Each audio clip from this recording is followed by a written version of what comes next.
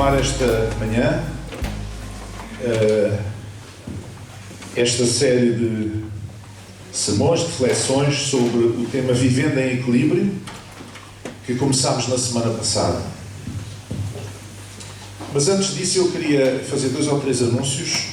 Primeiro é que no próximo domingo nós vamos levantar a nossa oferta mensal para as missões, portanto a oferta será para as missões, como habitualmente, terceiro domingo do mês.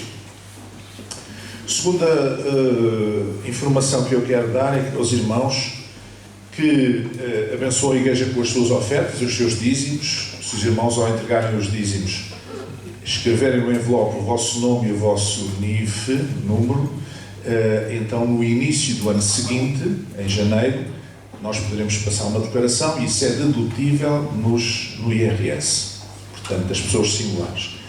Mas também é possível, mas também se pode fazer para empresas, no IRC. Quem paga o IRC poderá fazer também, é uma declaração diferente, depois o nosso irmão tesoureiro poderá passar no início do ano seguinte, com os valores que forem entregues, para dedução também no IRC.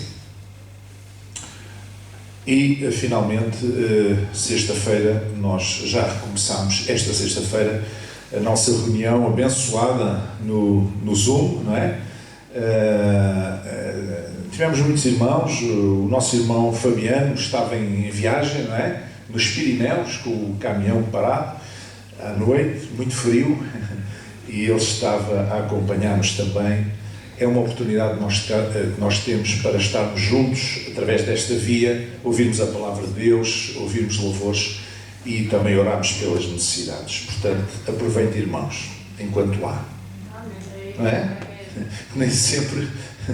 Há muita gente que não valoriza aquilo que tem e depois, quando perde... Nosso irmão Chipenda, nos Camarões. Nosso irmão Chipenda está agora nos Camarões até o dia 6, acho eu, e faz uma ginástica para conseguir estar na reunião, e está, e é abençoado, e como ele disse aqui há pouco tempo, é sempre uma bênção para ele. Amém? Bom, nós vivemos em tempos que nos convocam a sermos equilibrados, a vivermos em equilíbrio. Nós estamos rodeados de desequilíbrio de todo lado, naquilo que se fala, naquilo que se faz. Nós vemos muito desequilíbrio por parte de protagonistas da vida pública, figuras públicas, por muita gente à nossa volta, mas também na vida privada, etc. Nós vemos esse desequilíbrio muito constante, muito presente. E até, como eu disse aqui na semana passada, até na nossa história, na história do nosso continente, na história da Europa, o século XX foi um século de muitos desequilíbrios. Então nós precisamos de viver uma vida equilibrada. O mundo precisa de equilíbrio. Equilíbrio emocional, equilíbrio relacional nas relações humanas, equilíbrio económico e financeiro. Há muita gente que se destrói a sua vida por falta deste equilíbrio. E também equilíbrio espiritual. E, desde logo, nós precisamos de equilíbrio interior, ou equilíbrio emocional. E é disso que nós temos vindo a falar. Na semana passada falámos sobre a ansiedade como um problema muito presente nas nossas sociedades, e hoje eu quero falar sobre a depressão. Mas antes disso eu quero pedir-vos para convidar-vos a abrirem Filipenses, capítulo 4, carta do apóstolo Paulo aos Filipenses, capítulo 4, e vamos ler os primeiros 9 versículos. Filipenses, capítulo 4, versículos 1 até 9. Diz assim: portanto, meus amados e muito queridos irmãos, minha alegria e coroa, estai assim firmes no Senhor, amados. Rogo a Evódia e rogo a Síntique que sintam o mesmo no Senhor. E peço também a ti, meu verdadeiro companheiro, que ajudes essas mulheres que trabalharam comigo no Evangelho, e com Clemente e com os outros cooperadores cujos nomes estão no livro da vida. Regozijai-vos sempre no Senhor. Outra vez digo, regozijai-vos. Seja a vossa equidade, ou a vossa justiça, notória a todos os homens. Perto está o Senhor. Não estejais inquietos por coisa alguma, antes as vossas petições sejam em tudo conhecidas diante de Deus, pela oração e súplica, com a ação de graças. E a paz de Deus, que excede todo o entendimento, guardará os vossos corações e os vossos sentimentos em Cristo Jesus. Quanto ao mais, irmãos, tudo o que é verdadeiro, tudo o que é honesto, tudo o que é justo, tudo o que é puro, tudo o que é amável, tudo o que é de boa fama, se há alguma virtude e se há algum louvor, nisso pensai. O que também aprendestes e recebestes e ouvistes e vistes em mim, isso fazei, e o Deus de paz será convosco. Eu quero realçar o versículo 7 que diz: a paz de Deus, que excede todo o entendimento, guardará os vossos corações e os vossos sentimentos em Cristo Jesus. Amém? Meus irmãos, a depressão é um problema muito real. Sabe uma coisa? Jesus falou dos problemas reais das pessoas. Jesus anunciou o Reino de Deus, mas não falou assim como quem está nas nuvens ou por cima da cabeça das pessoas. Como nós ouvimos às vezes certos sermões, certas homilias. Parece que o pregador fala por cima da cabeça das pessoas, não se dirige às reais necessidades, às situações concretas da vida das pessoas. E eu penso que a palavra de Deus nos dá essas respostas. E por isso, tal como Jesus falava dos problemas da vida das pessoas, nós também podemos e devemos falar. Certamente que aqui, das pessoas que estão todas aqui, algumas já estiveram num quadro depressivo mais grave ou mais leve, ou tem algum familiar que já passou por essa situação, ou está a passar, ou algum vizinho, ou um colega de trabalho, ou de escola, ou o que for. Porque, de facto, 10% da população em Portugal, estima-se que cerca de 10% sofre de depressão, segundo a Ordem dos Psicólogos Portugueses. E a Organização Mundial de Saúde diz mais, diz que o problema de saúde pública mais frequente em todo o mundo, hoje, é a depressão. E não estamos a falar dos países muito avançados ou dos países subdesenvolvidos, estamos a falar de todo o mundo. Em geral, o maior problema é a depressão. É claro que a esmagadora maioria dos casos pode ser ultrapassado com o apoio necessário, mas os efeitos de uma pandemia de longo prazo como esta que nós estamos a viver, em que as pessoas já estão cansadas, pois torna-se uma fonte adicional de stress, de cansaço, de desgaste e de falta de esperança. É claro que nós, como cristãos, não podemos perder e não perdemos a nossa esperança. Estamos a falar da população em geral. E Deus fala-nos para sermos luz no lugar onde nós estamos. Então é bom que nós saibamos. Se o problema não é o nosso, se nós não estamos a viver, talvez conheçamos alguém que está a viver. E é bom que nós saibamos o que é que eles sentem, como é que eles estão e como é que nós os podemos ajudar. Depressão não é tristeza. Há pessoas que confundem depressão com tristeza. Tristeza é um estado de alma. Estar triste, estar alegre, estar circunspecto, estar expectante. São estados de alma. Depressão não é tristeza. É uma doença que é diagnosticada em face de alguns sintomas.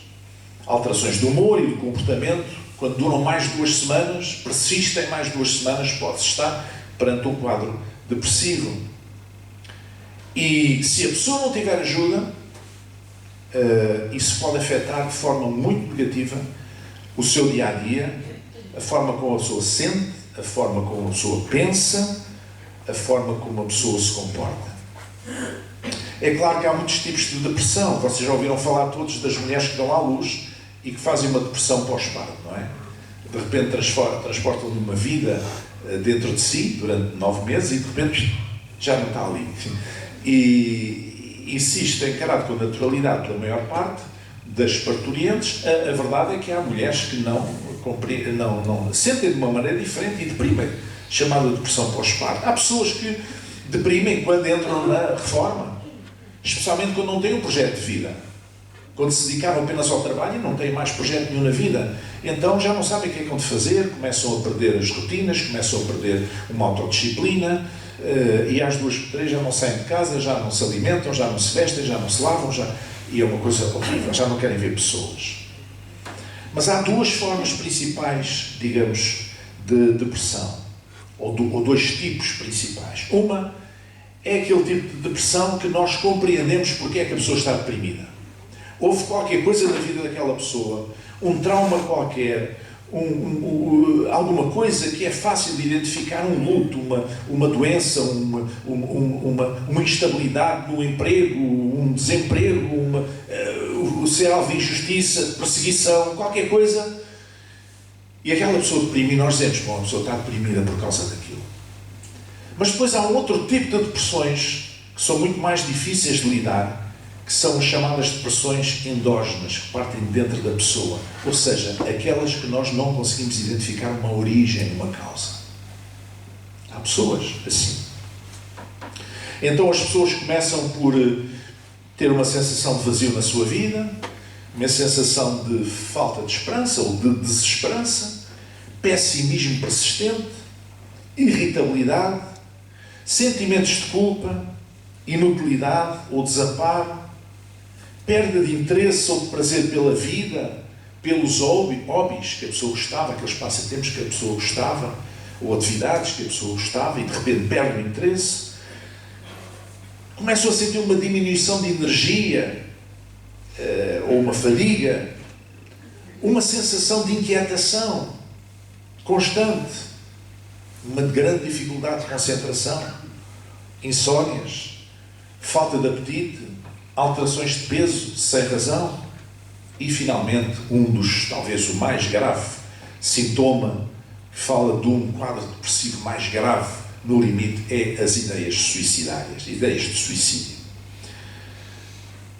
É verdade que a palavra depressão não aparece na Bíblia, mas isso é fácil de compreender, porque é uma palavra que começou a ser utilizada para se referir a este transtorno psíquico só no século XIX. 19 séculos depois da Bíblia ser escrita, ou do Novo Testamento, a parte mais tardia, digamos. E, além disso, durante muitos séculos, a palavra que se usava para aquilo que hoje chamamos de depressão era melancolia. E, portanto, era a palavra que era usada há muitos anos. E os gregos antigos até pensavam que a depressão se devia a um desequilíbrio biológico. Portanto, não compreendiam o funcionamento da mente, dos sentimentos, não compreendiam o funcionamento das emoções do homem emocional e então atribuíam a um desequilíbrio biológico. Mas quer dizer uma coisa, irmãos, para deixar as coisas bem claras, depressão não é falta de fé. Eu já disse que depressão é uma doença. Se uma pessoa tiver um problema, uma doença qualquer, física, se tiver um problema no coração, nós vamos dizer que a pessoa tem falta de fé? Não vamos dizer. E até aconselhamos a pessoa a ir ao médico. Podemos orar, naturalmente, e havendo fé, e Deus, na sua misericórdia, pode até curar aquela pessoa. Mas aconselhamos a pessoa a ir ao médico e a tratar-se. Porquê é que não o fazemos com a depressão? Porquê é que há tanta gente que encara a depressão como uma coisa, uma mania? Quem nunca passou por uma depressão não sabe avaliar o que é sentir-se deprimido, estar numa depressão. As pessoas, quando não passam pelas situações, gostam muito de falar. Quando não têm consciência, quando não têm experiência das coisas, quando não têm conhecimento das coisas. Eu, graças a Deus, nunca passei por isso, que me lembro, mas estudei sobre isso e lidei com muitas pessoas e ajudei muitas pessoas com problemas de depressão. Por isso sei um bocadinho o que é. Não sei como é na realidade 100%, mas tenho um bocadinho a noção e tenho muito respeito pelas pessoas, por essas pessoas. Eu uma vez acompanhei uma senhora que era cozinheira num infantário e que estava de baixa por causa de uma depressão que fez, e então ela andava a ser acompanhada e a certa altura, e medicada também, e a certa altura ela sentiu-se melhor. A medicação começou a fazer efeito, a terapia começou a fazer efeito, e ela quis voltar. Já me apetece sair de casa, já tenho saudades de voltar a trabalhar. E voltou a trabalhar. Chegou lá e ouviu colegas dizer assim: só eu não tenho tempo para estar deprimida. E a mulher foi-se abaixo outra vez. Voltou de baixo outra vez. Porquê? Porque as pessoas não compreendem e criticam uma coisa que desconhecem. Então é bom entender que depressão não é falta de fé. Eu já acompanhei pessoas, familiares de pastores, mulheres e filhos de pastores, que estavam com depressão. Tenho um irmão meu, um irmão nosso, que é psiquiatra, que também acompanhou até pastores com depressão. Portanto, não me venham com essa história que depressão é falta de fé. Não. Depressão é uma doença do foro psíquico, que se trata, pode ser passageira, naturalmente, mas não é falta de fé. Porque a Bíblia fala-nos de casos de depressão. Amém? Fala de vários casos de depressão. Homens e mulheres de Deus que passaram por tempos de depressão na Bíblia e Deus nunca os abandonou e ajudou-os a superar. Portanto, se fosse falta de fé, estes homens que eu vou mencionar, e mulheres e muitos outros, que tiveram experiência de passar por uma situação de depressão, em que desejavam a morte, inclusivamente, portanto, uma depressão grave, um quadro grave, então isto não poderia acontecer com eles. Talvez um dos maiores profetas do Antigo Testamento, Elias, é um dos que nos dá um exemplo mais eloquente do que é uma pessoa deprimida. E Elias era um homem de grande fé, um homem tremendo de Deus, um homem cheio da unção de Deus, um homem que fez proezas pelo poder de Deus em Israel, em Samaria. A uma certa altura, todos nós sabemos, no Monte Carmelo, a rainha Jezabel, que era uma rainha da Fenícia, era uma estrangeira, tinha casado com o rei Acabe, o rei de Samaria, e veio viver para Samaria. E trouxe atrás dela 400 profetas, 400 sacerdotes do culto pagão a Baal. O Deus Baal era um Deus maléfico. Ao Deus Baal sacrificavam-se bebés, sacrificavam-se crianças recém-nascidas. Ok? Só para vocês verem. E ela trouxe esse culto para Israel e começou a influenciar o povo de Samaria. Em vez de seguir o Senhor dos seus antepassados, o Deus dos seus antepassados, grande parte deles começaram a seguir o culto de Baal. E Deus levantou Elias para ele pôr um ponto final naquela situação. E ele confrontou os profetas de Baal e desafiou-os. E um dia foram ao alto do Monte Carmelo e engendraram ali uma espécie de um altar, e o desafio foi este: vamos aqui sacrificar um animal, um boi, uma vaca, não sei, um boi provavelmente, vamos pô-lo aqui em cima do altar e depois vamos orar, e Deus vai mandar fogo do céu, e o Deus verdadeiro mandará fogo do céu e consumirá o holocausto. Ou seja, é um sinal de aceitação daquele sacrifício. E os profetas de Baal foram os primeiros. E eles andaram ali de volta, e andaram de volta com os seus cânticos, com os seus gritos, com as suas canções, com as suas frases, etc. E nada. Não havia meio de vir fogo do céu que consumisse aquela carcaça. Nem nada. Nem uma chamazinha, nada para a mostra. E Elias estava a gozar o pratinho cá à distância. Gritem mais alto, pode ser que ele esteja a dormir, pode ser que ele tenha viajado e não ouça. A gozar o pratinho à distância. E eles gritavam, às 2 por 3, em desespero de causa, começaram a rasgar as vestes. Rasgar as vestes era um sinal de desespero, digamos assim, perante Deus. Como quem diz: oh Deus Baal, oh grande Baal, responde, não vês que estás a ser desafiado por este homem? E nada. Como isso não respondeu, começaram a arrancar os seus cabelos. Foi assim uma coisa feia. E a verdade é que não houve nada, até que eles cansaram e desistiram. E então foi a vez de Elias. E Elias então, falando normalmente, sem gritar. Deus não é surdo. Há pregadores que pensam que Deus é surdo, então gritam que nem os bezerras desmamados, não é? Mas Deus não é surdo, não é? Desde que vocês me ouçam, não preciso gritar mais alto do que isto, não é? E Elias chegou lá e disse ao Senhor: mostra que és o Deus vivo e verdadeiro, o Deus único. Mostra o teu poder. Mas antes de fazer esta oração, ele mandou despejar baldes de água por cima da carcaça para dificultar pegar fogo, não é? E baldes de água, de tal modo que aquilo fez um rego até à volta. E então ele orou, em voz normal, não gritou, não rasgou as vestes, não puxou os cabelos, não fez nada disso. Falou em voz normal.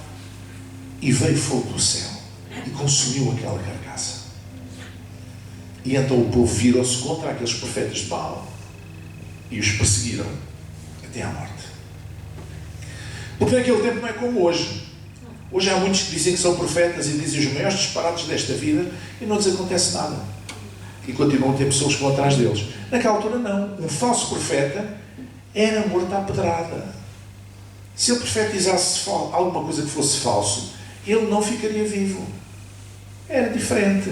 Não é como agora, que as pessoas dizem qualquer disparate e falam em nome de Deus, dizem qualquer coisa de disparate e dizem Deus disse assim e tal, e Deus não disse nada. E isso é complicado. Então, a rainha Jezabel ficou furiosa com Elias. E ela prometeu, eu não descanso enquanto aquele homem não for morto. E começou a perseguir, a mandar os soldados perseguir Elias. Elias fugiu para fora de Samaria, o mais longe que ele pôde. E ele começou a ficar assim, desesperançado, a sentir-se sozinho, a sentir-se derrotado, a sentir-se assustado, até que ele pediu a Deus, ao Senhor, mata-me. Já é possível não morrer. Ele sentiu-se sozinho depois daquela vitória. Ele pensava, Deus agora vai cuidar de mim. Mas parece que Deus não estava a cuidar dele. Porque os soldados perseguiram e queriam-no matar. Eram mesmo as ordens que tinham da rainha Jezabel. E era isso que ia acontecer se o apanhassem. Até que ele foi parar uma caverna e esteve para lá. E depois quis morrer. Enfim, não vou contar o resto da história. Vocês podem ler. E a maior parte de vocês já conhecem. Mas ele pediu para morrer. Ele deprimiu. Ele fez uma depressão. E, no entanto, era um homem de grande fé. Nós podemos ter uma grande exemplo de fé, uma grande ação de fé, e no dia a seguir sentimos completamente fragilizados e entramos em depressão. A verdade é que Elias teve um encontro com Deus, Deus restaurou, Deus animou, ele nem deixou de comer até. Deus animou, Deus proporcionou-lhe comida e animou-o a continuar, e ele continuou o seu ministério. E sabe o que é que aconteceu a Elias? Elias é um homem de fé tão grande, um homem de Deus tão poderoso, que ele nem provou a morte. Ele foi arrebatado ao céu num carro de fogo. Amém? Amém. Você vai dizer que isto era um homem que não tinha fé? Não, ele era um homem de fé. Mas era um homem, era uma pessoa. E as pessoas podem adoecer. Podem adoecer do corpo e podem adoecer também da sua psique, não é? Emocionalmente. E foi o que aconteceu com ele. Mas temos mais casos. Vejam o caso do profeta Jeremias, por exemplo, que é menos conhecido. Ele sofreu muito durante o seu ministério. Ele viu desgraças terríveis acontecerem. Foi perseguido por falar a verdade de Deus. Por trazer a mensagem a Israel que Deus lhe tinha mandado trazer. Também deprimiu. Sentiu-se triste e desejava nem sequer ter nascido. Outro profeta, outro homem de fé. Um homem obediente a Deus. Um homem que Deus usava para falar ao povo, tal como Elias. Também Deus usou-se através de Jeremias para falar. Um homem de fé. Um homem usado por Deus. Mas deprimiu. A verdade é que ele nunca desistiu e Deus abençoou e ajudou a superar aquela dificuldade. Temos o caso de uma mulher também, chamada Noemi. Ela, a certa altura, enviuvou, perdeu o marido, perdeu os seus 2 filhos também, homens, que eram casados, e a certa altura ela perdeu a alegria de viver. Tentou isolar-se da pouca família que ainda lhe restava e sentia-se abandonada por Deus. Uma mulher em Israel que tivesse um filho era considerada abençoada por Deus. Quando ela não gerasse filhos, era considerada amaldiçoada por Deus. É por isso que nós encontramos no Antigo Testamento que as mulheres, em vários casos, mulheres que desejavam ardentemente ter um filho e que eram estéreis, Sinceramente não sei se eram elas que eram estéreis, se eram os maridos, porque antigamente não se sabia, agora já se pode saber. Mas na altura as mulheres é que pagavam sempre a fava, ficavam sempre com a fava, não é? E muitas vezes eram os maridos, não é? Mas a verdade é que não concebiam, então sentiam-se abandonadas por Deus. Era uma coisa terrível, uma coisa muito presente no povo de Israel. E perder os filhos, já adultos, era uma coisa terrível também. É uma dor muito grande, com certeza que sim. E ela deprimiu, sentiu-se abandonada por Deus. E ela deprimiu. Ela não queria ver ninguém, já entregou-se à sua autolamentação, à sua tristeza, mas Deus nunca a abandonou. E Deus usou uma outra mulher, uma jovem mulher, chamada Ruth, que era sua nora, que agora, porque o marido de Ruth, filho de Noemi, também tinha morrido, já não tinha qualquer vínculo, nenhuma obrigação para com aquela mulher, e ela tinha vindo de longe, o seu povo era de longe, e Ruth disse: não, o teu povo é o meu povo, onde tu fores, irei eu não te deixarei, nem te abandonarei. E aquela mulher, Noemi, recuperou a sua alegria, restaurou a alegria por causa da atitude daquela mulher. Isto quer dizer também que nós, se tivermos a atitude correta, podemos ajudar uma pessoa a ultrapassar a sua dificuldade, especialmente quando está deprimida. Podemos ajudar na nossa atitude. Em vez de criticar, em vez de menorizar, em vez de desvalorizar, ou em vez de ironizar, abençoar. Dizer assim: olha, eu estou aqui, eu não te vou deixar, eu vou-te acompanhar, eu vou fazer o meu melhor para que tu te sintas bem, tu não vais ficar sozinha, não vais ficar sozinha. Mas temos mais. Os próprios discípulos de Jesus, eles deprimiram. Depois de verem o Mestre em agonia no jardim do Getsemane, Jesus já tinha avisado, já tinha anunciado, embora alguns deles não compreendessem muito bem, que estaria para ir à cruz, etc. Já vinha há algum tempo a anunciar isso. E eles já ouviam: não vai nada. Pedro: não, Senhor, não vais nada, nós não deixamos. E os outros também. Mas Jesus continuou e tal. E eles estavam a ver já o caso mal parado. Há pouco tempo atrás, Jesus tinha entrado em Jerusalém e foi recebido de uma forma apoteótica, chamada entrada triunfal em Jerusalém. Que o povo clamava: Hosana, Hosana, bendito que vem em nome do Senhor, e ramos de palmeiras, como se fazia aos reis e aos poderosos.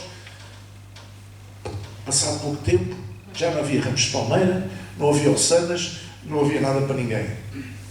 E Jesus e os discípulos eram apenas um pequeno bando de desconhecidos que andavam por ali. E eles estavam a ver a coisa a correr um bocadinho mal, e Jesus agora tinha ido para o Getsemane. Jesus foi ao Getsemane, onde depois foi preso, e onde se iniciou aquela fase da sua paixão e morte. E Jesus disse aos discípulos: fiquem aqui um pouco, vigiai comigo. Eu vou afastar-me ali um pouco mais para orar ao Pai.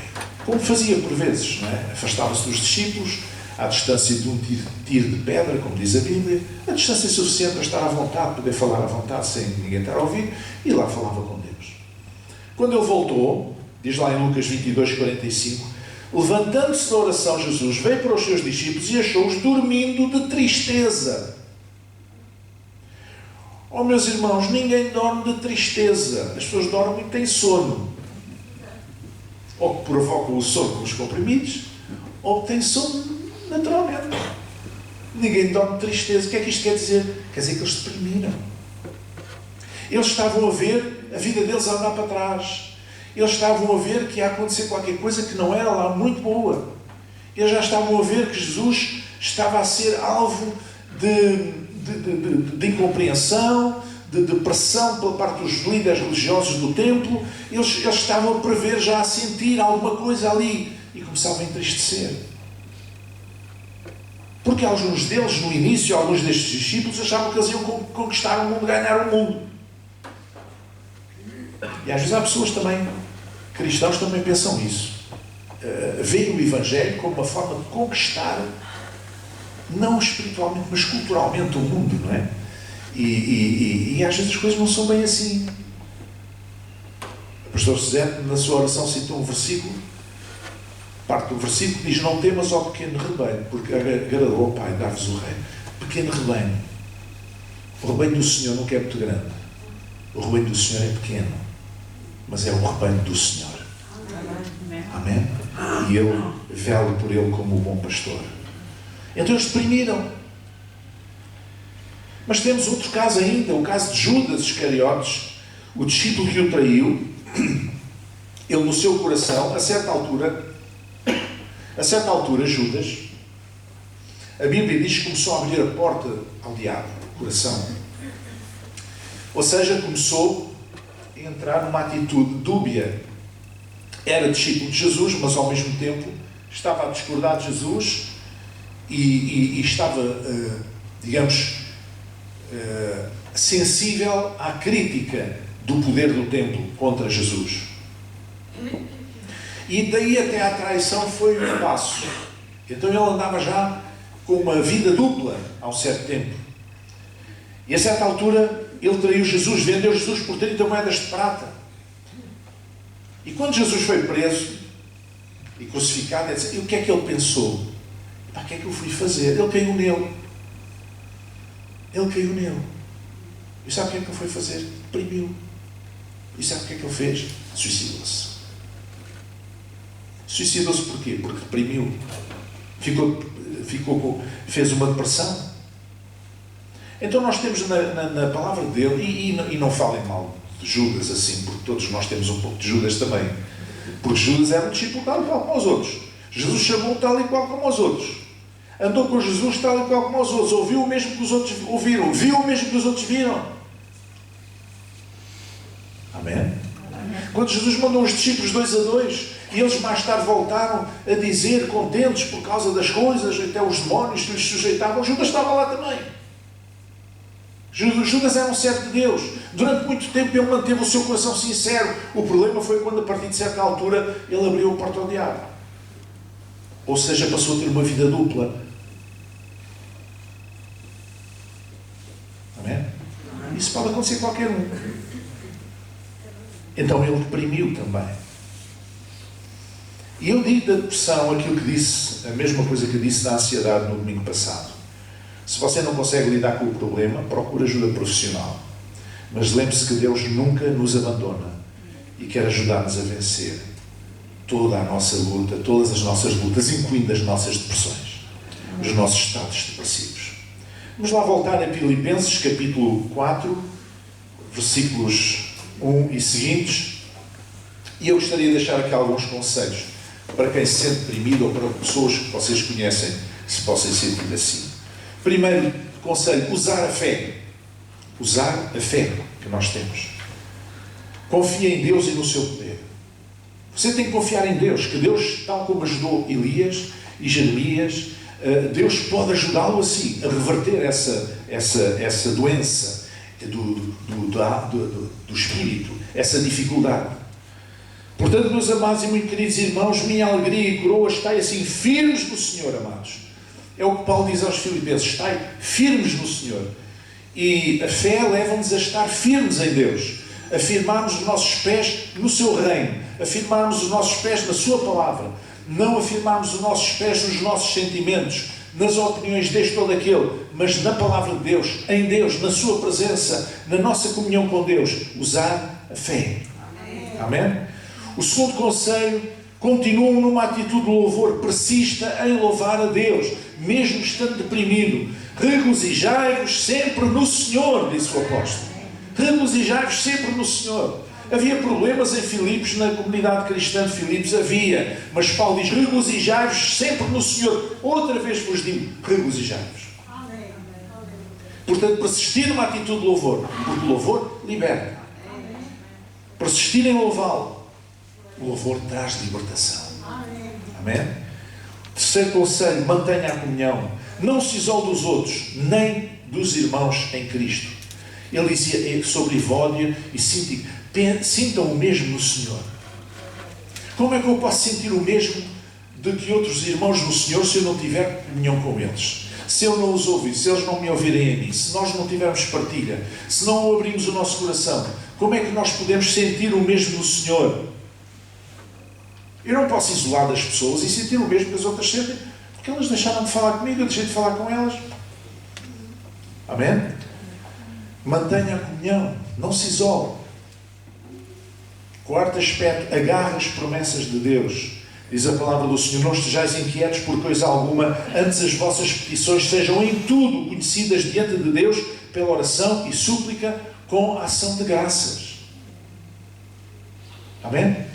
É uma promessa de Deus, que Deus, ao ouvir as nossas orações, Ele responde naturalmente. E se nós... Por isso é que muitas vezes o maior erro que nós podemos cometer quando nos sentimos enfraquecidos na nossa fé, ou quando nos sentimos deprimidos, é deixar de orar. Deixar de falar com Deus. E o simples facto de nós falarmos com Deus, põe Deus à nossa frente. Compreende? Põe Deus à nossa frente. Se eu não falar com uma pessoa que está no estrangeiro, que está na Austrália, por exemplo, há anos, ou assim, há algum tempo que eu não vejo aquela pessoa, é uma coisa. Pode ser até uma pessoa da minha família, mas está longe. Mas se eu vou fazer uma ligação no Skype, ou não sei o quê, que eu ouço aquela pessoa e vejo aquela pessoa, eu sinto aquela pessoa à minha frente. E a oração é isso. É nós sentirmos Deus à nossa frente. Deus que está ali connosco. E por isso, a última coisa que nós devemos fazer é deixar de orar. Deixar de orar a Deus. E deixar de crer nas suas promessas. Porque Deus, ao falarmos com Deus, Deus fala connosco. Não somos só nós que falamos com Deus. A oração não é só debitar palavras. É também ouvir o que Deus tem a dizer para nós. E aquilo que Deus nos tem a dizer é alguma coisa que acrescenta, que abençoa. Amém? Sejam em tudo conhecidas as vossas petições diante de Deus pela oração e súplica, acompanhadas de ação de graças. Nós devíamos sempre começar as nossas orações pessoais com a ação de graças. Amém? Agradecer a Deus, porque temos sempre tanta coisa para agradecer. E depois então pedir a Deus aquilo que nós necessitamos. E quinto aspecto, ande em amor.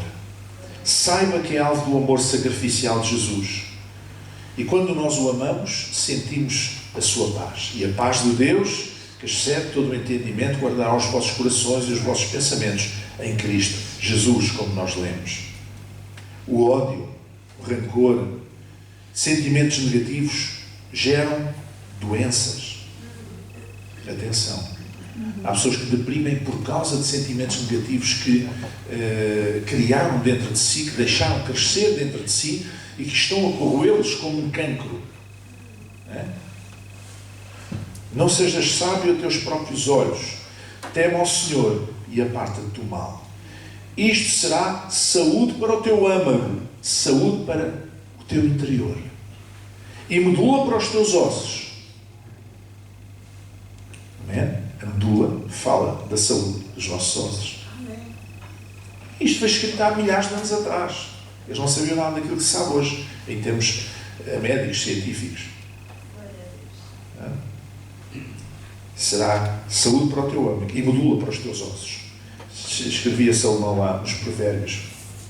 E ainda, as palavras suaves são favos de mel, doces para a alma e saúde para os ossos. Nós, com as nossas palavras, podemos suscitar saúde nas pessoas com quem falamos. Ou podemos apedrejar. Como as palavras podem ser como pedras contra aquela pessoa, ou pelo contrário, podem ser saúde para os seus ossos.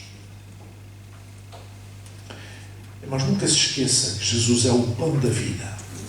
É chamado o pão da vida. E o pão da vida é o que? É o que dá sentido à existência e alimenta a vida humana. O pão da vida é aquilo que dá sentido para nós e é aquilo que nos alimenta, que nos faz viver. Jesus disse: eu sou o pão da vida. Aquele que vem a mim não terá fome. E quem crê em mim nunca terá sede. A depressão é uma espécie de fome de viver. É uma expressão de sede de viver. A pessoa que deprimiu, desistiu. É como se estivesse a fazer uma caminhada e a vida é comparada a uma caminhada e a certa altura a pessoa que deprimiu é como aquela pessoa que já não sente coragem, não sente forças para seguir mais à frente e senta-se à beira do caminho. E sabe que não pode ficar ali muito tempo, porque o sol é inclemente, a pessoa pode morrer, mas ela não tem forças para continuar. Então senta-se ali, mesmo ao sol, com a cabeça ao sol, sujeita a apanhar uma insolação e a morrer. Quantas pessoas existem por aí com fome, com sede de viver, cuja vida não lhes faz sentido, que não têm esperança na sua vida, que já perderam a esperança, pessoas que perderam o gosto da vida, dos pequenos hobbies, das pequenas coisas, passatempos, das suas atividades, até do seu trabalho, até da sua família, até dos amigos, até de estar com pessoas, com os seus amigos, com a família. Quantas pessoas há nessas circunstâncias? Mas a palavra de Deus tem resposta para isso. Amém? Deus quer restaurar estas pessoas. Deus quer curar estas pessoas. Amém? E portanto, seja qual for a tua situação, se tu estás num quadro depressivo mais grave ou mais leve, ou seja como for, põe em prática estas coisas. Chega-te a Deus, põe-o à tua frente, isto é, ora, passa tempo com Ele, tem comunhão com Ele. Vê a palavra de Deus, vê a vida destes, que eram pessoas de carne e osso como tu e eu, e que também em determinado momento da sua vida deprimiram. Eram homens de fé, eram mulheres de fé, eram pessoas fantásticas, espiritualmente falando, mas foram-se abaixo por alguma razão. Amém? Eu não gosto daquelas pessoas que fingem que o cristão é um super-homem, porque isso não tem a ver com a vida, com a realidade. Isso é uma realidade virtual. Não há super-homens na fé. Por mais poderoso que seja o pregador, por mais virtuoso que seja o pregador, por mais virtuosa que seja a pessoa de fé, ela é uma pessoa de carne e osso.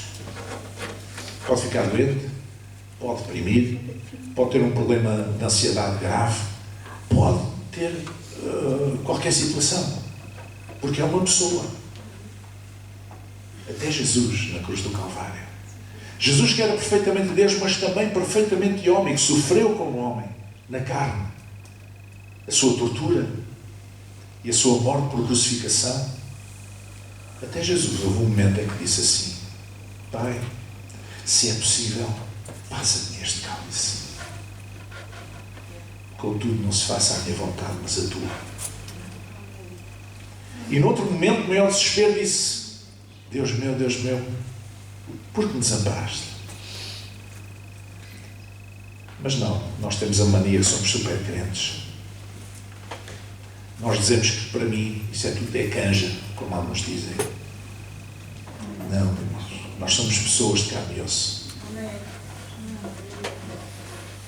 Mas somos a feitura sua, somos criaturas de Deus. Deus fez-nos assim. Deus fez-nos com uma mente, com um corpo físico. Deus fez-nos com uma dimensão psicológica também, e nós podemos ter problemas em qualquer dessas áreas da nossa humanidade. Agora que nós possamos pôr os nossos olhos em Jesus. E se nós não temos esse problema, conhecemos alguém que o tenha, alguém que já tenha passado por ele, ou alguém que esteja eventualmente a entrar nele, e nós podemos ajudar, e nós temos a responsabilidade de ajudar. O Evangelho é uma mensagem de salvação, mas é sobretudo uma mensagem de esperança para um mundo que não tem esperança.